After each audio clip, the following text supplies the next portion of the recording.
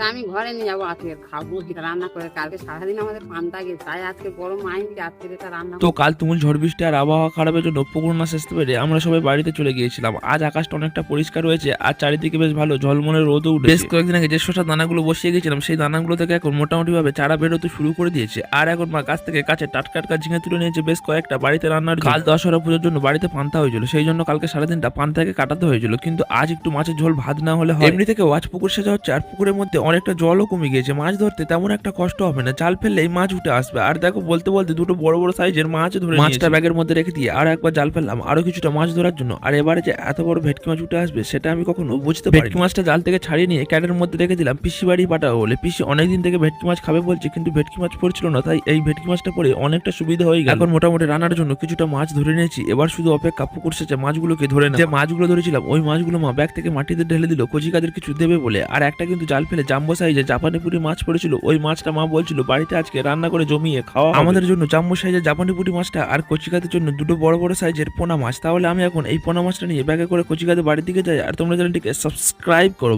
By.